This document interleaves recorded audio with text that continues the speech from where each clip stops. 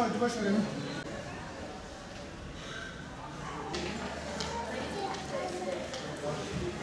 Devlet hastanesine geldim. 2 aydır randevu almaya çalışıyorum kadın doğumdan. Sadece bir doktor olduğunu söylediler.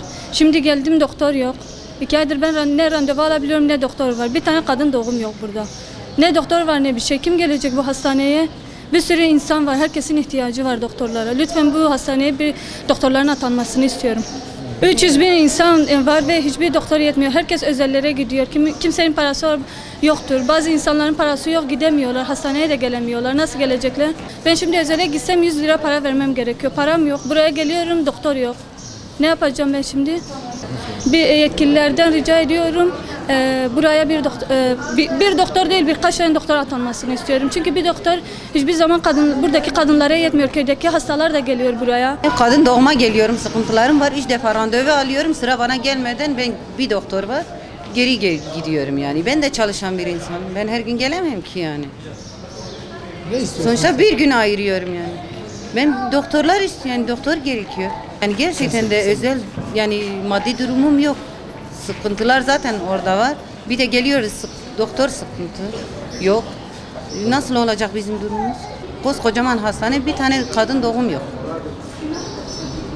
Yani bu 5 aydır benim. Doktor yok. Geliyor bir tane doktor, sıra yok. Ramazandır da gidip geliyoruz. Yani biz de çalışıyoruz, izin alıyoruz, vermiyorlar, bazen veriyorlar. Yani bu arada yani çok sıkıntı çektik bu sene yani. Devlet hastanemizde kadın doğum doktoru bulunmuyor. Şu anda herkes öyle durmuş kalmış. Doktor istiyor, doktor yok. Kadın doğum doktoru yoktur. Bayanlar gelirken geri dönüyor, gidiyor evine.